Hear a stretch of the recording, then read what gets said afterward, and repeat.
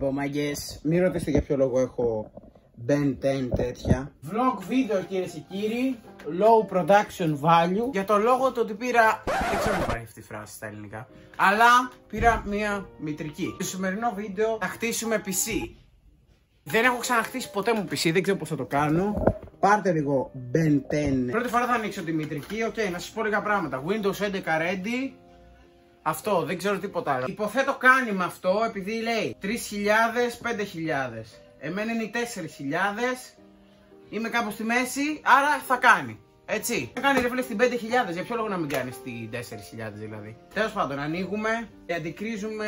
Δεν μας νοιάζει κιόλας. Μια μητρική είναι, ξέρω εγώ. Νομίζω το unboxing experience δεν έχει και πολύ σημασία. Έχει κάτι καλώδια εδώ για να βάλεις SSD.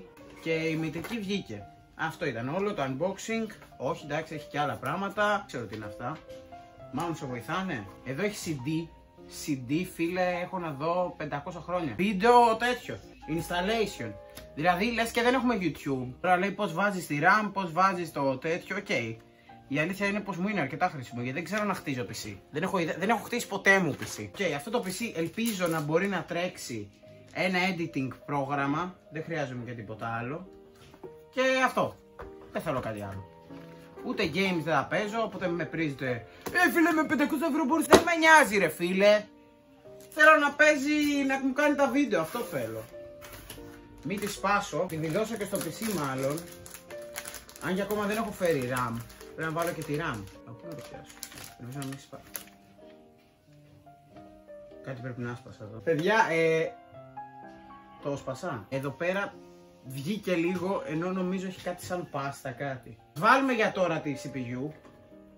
Γεννάνε εκεί πέρα πάνω ρε παιδί μου. Τη CPU την έχω εδώ και 1,5 χρόνο, δεν την έχω χρησιμοποιήσει. Τώρα ήρθε η ώρα και έχει μέσα και φαν. Λοιπόν, πού βιδώνω. Το φαν πού το βιδώνω. Σε αυτά. Μόνο ο Θεός ξέρει πώς. Αλλά ας βάλουμε για τώρα τη CPU. Και το φαν είναι το λιγότερο ας πούμε. Ψάχνουμε το τριγωνάκι στη μητρική. Να το. Μπαίνει η αδερφή σας μέσα στο δωμάτιο. Το έκανα! Θα βγουν και αυτό, όλα τα άλλα μετά είναι πανεύκολα. Ωραία, να το σονεμιστήρας. Να την πάστα από κάτω. Παίζω με ένα κατσαβίδι. Αν τα καταφέρω δεν ξέρω. Ξεβιδώνω εγώ. Όταν λέω αυτά, καταλάβατε τι εννοώ. Και θα μπει ανεμιστήρας.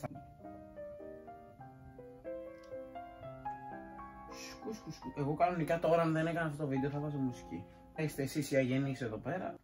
Και θα έχει copyright το βίντεο. Νομίζω κατευθείαν έτσι το βάζω. Θα δω βασικά ένα βίντεο. Λοιπόν, δεν ξέρω κατά πόσο δουλεύει αυτό το πλάνο. Αλλά. Λοιπόν, είδα βίντεο και δεν χρειάζεται.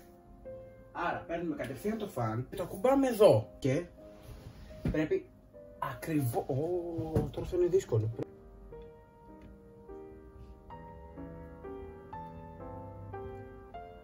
Το έκανα, μάγκες. Πώς το κατάφερα! Πώς είμαι τόσο έξυπνος, ρε φίλε, ώρες. Τώρα ας το βιδώσουμε.